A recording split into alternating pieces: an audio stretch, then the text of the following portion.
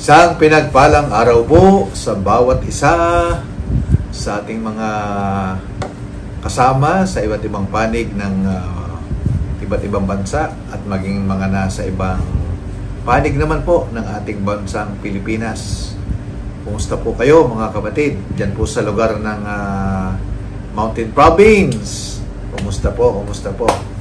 Diyan sa La Trinidad, sa mga nasa Basilan, Kabikulan, Quezon, Calabarzon, sa mga outreaches po natin, maging sa paligid-ligid dito po sa ating sentro sa Taguig City.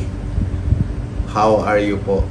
Ayan, at salamat sa pagsama po ninyo sa ating pong programang Divine Connection at ibahagi po natin, atin pong i-share at tayo po ay mag-engage upang sa biyaya ng Panginoon ay sabi nga ay makinabang po ang iba sa ilang salita ng Panginoon na ating pag-uusapan. Ayan, at sa atin pong pagpapatuloy ay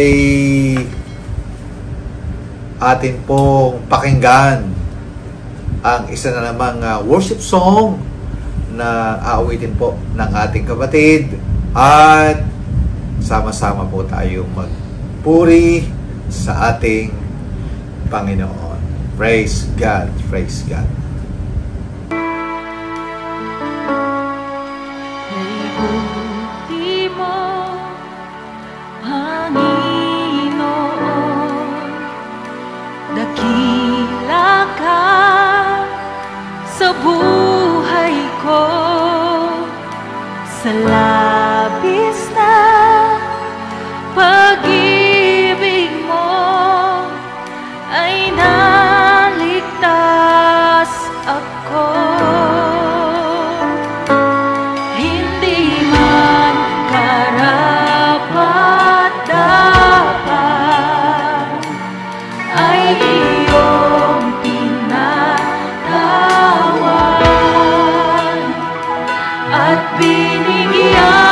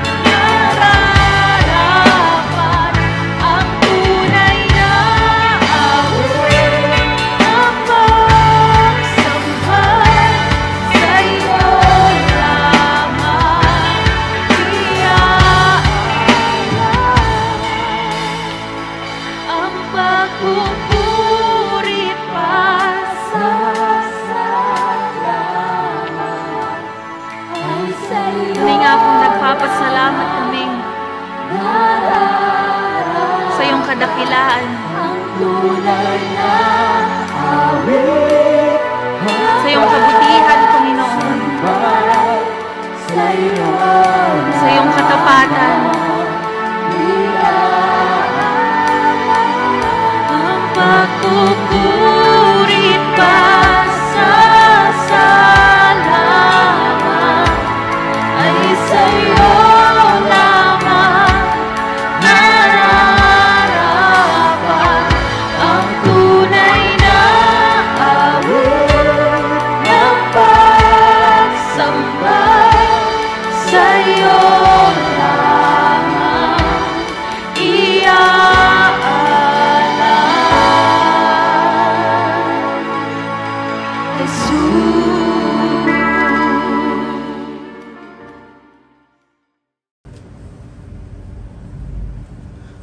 Praise God! Salamat po sa napaka gandang awiting yan na atin pong pinagsamahan at magtutuloy po tayo ngayon sa atin pong programang Divine Connection, na kung saan ay lagi po nating sinasabi na tayo po ay na-connect lamang sa Panginoon, hindi po sa pamamagitan ng ating ginawa.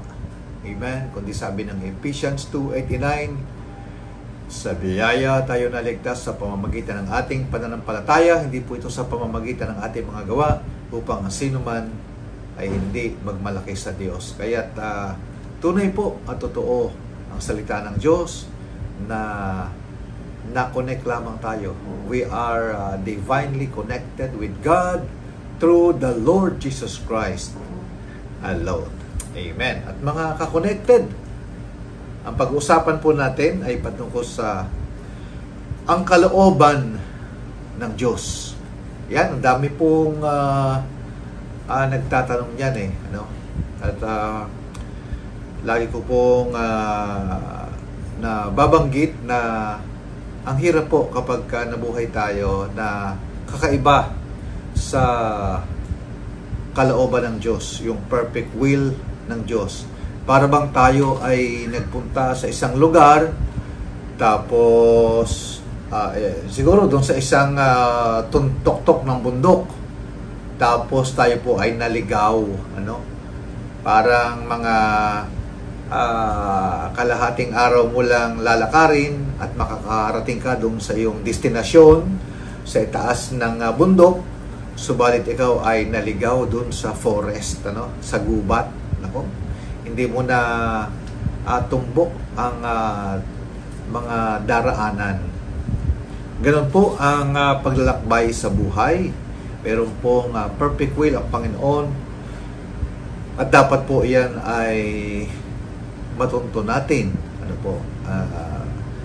Sabi po ng Romans 12:1 and 2. Babasahin po natin sa ang Biblia sa Filipino translation, dahil isa po ito sa susi kung papaano po natin matutumbok ang kalooban ng Diyos. Ang sabi po, kaya nga mga kapatid, ipinamamanig ko sa inyo na alang-alang sa kahabagan ng Diyos na inyong iharap ang inyong mga katawan na isang haing buhay, banal na kaaya-aya sa Diyos, na siya ninyong katampatang pagsamba. At huwag kayong magsiayon sa takbo ng sanlibutan ito, kundi mag-iba kayo sa pamamagitan ng pagbabago ng inyong pag-iisip, upang mapatunayan ninyo kung alin ang mabuti, kaaya-aya at lubos na kalooban ng Diyos. Napakalinaw po sa ating pong binasa na upang makita po natin ang mabuti, kaaya-aya at kalooban ng Diyos, ay magmumula po ito sa isang spiritual na kalagayan na tayo ay malago sa atin pong kaugnayan sa ating Panginoon, na tayo po ay nabubuhay ng may kaayusan, at ang sabi po dito na tayo iharap natin ang ating katawan na isang haing buhay at banal, kasi ito po ang kaaya-aya sa Diyos. Kapag sinabi pong buhay na may kabanalan, hindi po ito buhay na perpekto sa buhay na ito. Dahil isa lamang po ang perfect, the Lord Jesus Christ alone. Ang ibig pong sabihin, sa bawat araw ng ating buhay ay atin pong yung pong ating pananampalataya na tayo po ay ang Panginoong Hesus ang gumawa ng kabanalang nasa atin, yun po ay ating panampalatayanan. Ang bakit po sinabi ng Panginoon, ipinag-utos sa atin na mabuhay na may kabanalan, ang ibig lamang pong sabihin ay tuloy-tuloy lang po nating ilakad yung pong damit ng katuwiran, damit ng kabanalan, damit ng kaayusan ng buhay na idinamit, ibinalabal sa atin ng ating Panginoon noong pong tayo ay manampalataya sa Kanya, tinanggap natin, pinaniwalaan, pinanampalatayanan, pinanaligan ang Kanyang napakasaganang pagbubuhos ng dugo para lamang po matakpan ang ating kasalanan at ating mga kalikuan, para lamang po maalis ang ating kasalanan. At actually sabi po ng 1 Corinthians 6:11, tayo po ay nahugasan na, kayo ay binanal na. Ngunit tayo ay binanal na, no?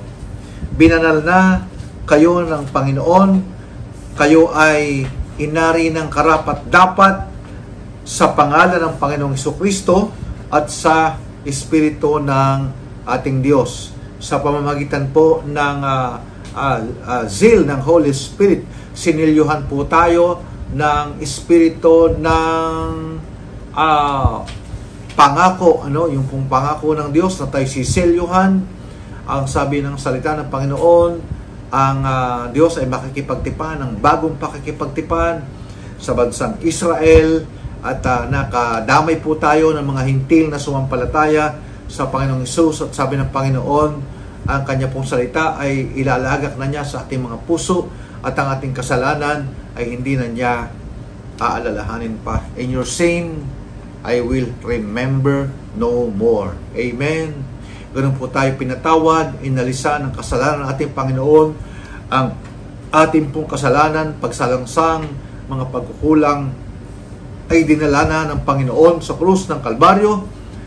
At ang tawag po dyan, nagkaroon po ng divine exchange. Yung ating kasalanan, kinuha niya, yung kanyang katwiran ay ibinigay niya sa atin. 2 Corinthians 5:21, siya na walang kasalanan ay naging kasalanan para sa atin, upang tayo na makasalanan ay maging katuwiran ng Diyos kay Kristo Jesus. Kaya yun po ang ninanais at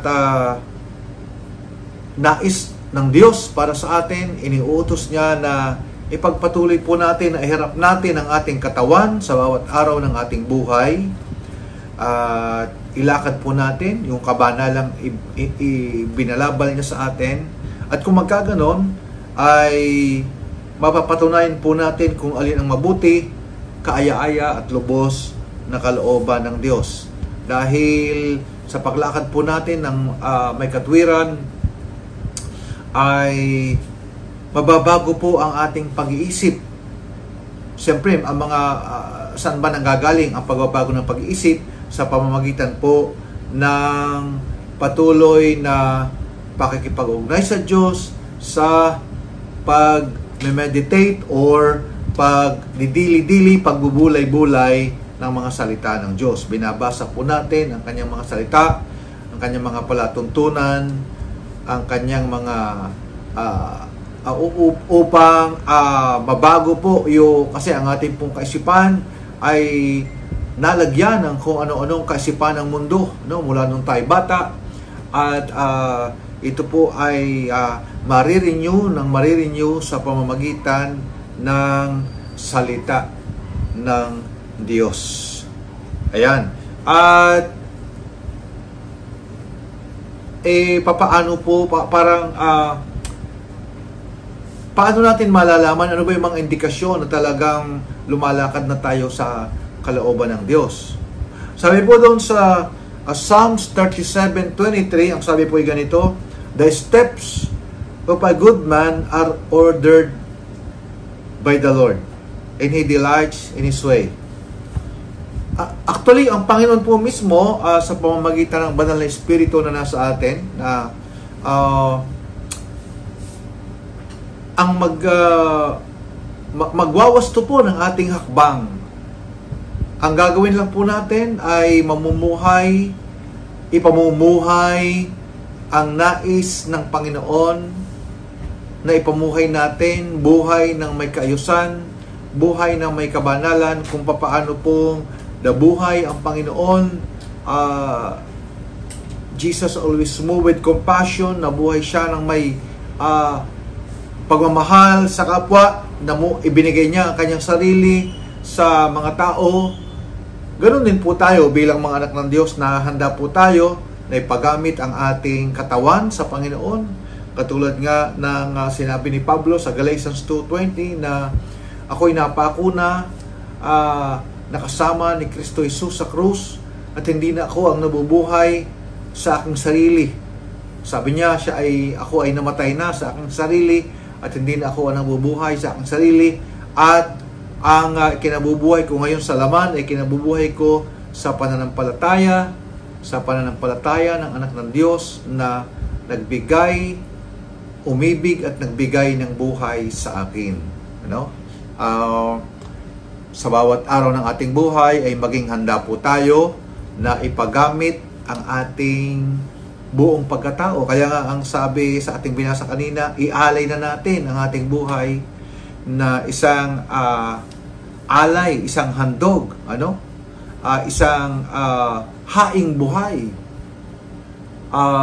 Buhay ang ating katawan, ang ating espiritu, pero yung pong ating makalamang pagnanasa ay napatay na. Dahil ito ay naipako na, nakasama ng Panginoong Hesus sa krus ng Kalbaryo. Yun po ang nawa ang ating maisaisip para yun pong kalooban ng Diyos ay patuloy nating ma-discern, kung saan tayo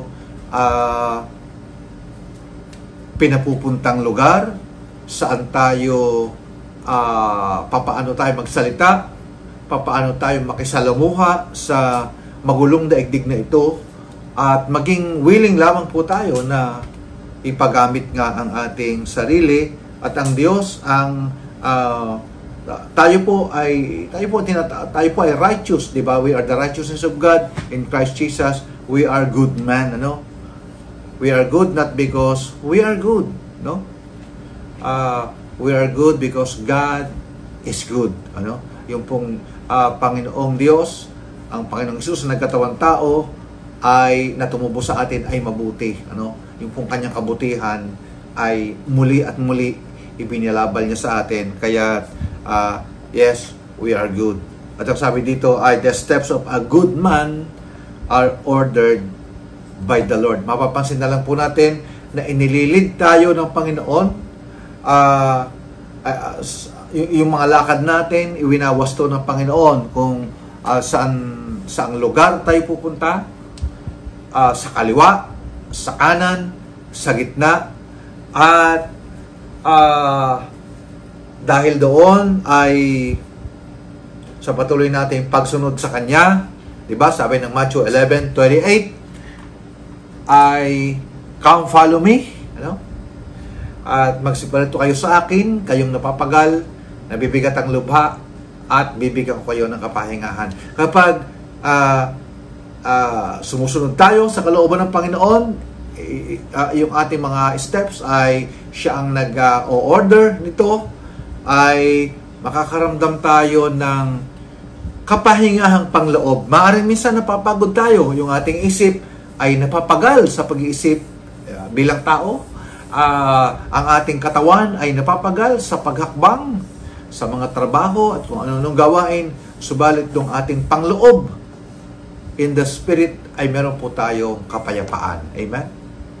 Sabi ng Lord, I will give you rest. No, may kapahingahan po sa Panginoon at sa Kanya ho tayo ay nakarelax ang ating buhay, nakapahinga ang ating buhay. At ayun nga, panghuli, ano man po ang iba pang parang nangyayari o mangyayari kung tayo po'y nabubuhay sa kalooban ng Panginoon, nilalakad natin ang kabanalan ng Panginoon, meron tayong kapayapaan sa pagsunod sa Panginoon. Ano sabi ng Romans 8:28? Ang lahat ng bagay ay nagkakalakip-lakip at magkakalakip-lakip sa Kanya na umiibig sa Diyos at tinawag ayon sa Kanyang layunin. Amen! Praise God. Praise God. So, ano man po ang mangyayari? Mangyayari. Kung alam natin na tayo ay nasa kalooban ng Panginoon, huwag po tayo mabahala. Sagot tayo ng ating Panginoon. Amen? Lagi po ang dulo niyan ay para sa sayo at sa ating ikabubuti. Tayo po'y manalangin. Panginoong Diyos, salamat po sa oras na ito, sa aking mga nakasama. Patuloy nga na kung meron man kami mga kasama na parang nasa isang gubat, na parang naliligaw sa buhay, ay makita po namin sa pamamagitan ng iyong liwanag ang daan, Panginoon. Una, patungo sa iyo. At makita po ng bawat isa ang kanilang sarili, ang paghahanap, at matuklasan na kung kami ay kasama mo na sa iyo, sumusunod sa iyo, Panginoon, at inilalakad ang kabanalang pinagkaloob mo sa amin, matutumbok po namin ang lubusan mong kalooban sa aming buhay, at hindi po magkakaroon ng napakaraming hinagpis, pagdurusa, struggle sa buhay na ito, kundi ang kapayapaang pangloob, ang kagalakang pangloob, kabutihan mo ang patuloy naming mararanasan. Lord, salamat. Salamat, Panginoon, sa paggabay mo sa mga kasama ko ngayon. Ano man ang kanilang mga suliranin, sakit karamdaman man, ikaw po ang amin lamang inaasahan. You are Jehovah Rapha, our healer. You are our supplier, our deliverer, our Savior, our God. Ikaw po ang patuloy na mapapurihan sa buhay ng bawat isa. Sa iyo ang kaluwalhatian, karangalan, pagpupuri, magpakailan-kailanman. Amen and amen. Praise God. Hanggang sa muli sa atin pong programang Divine Connection. We love you with the love of the Lord.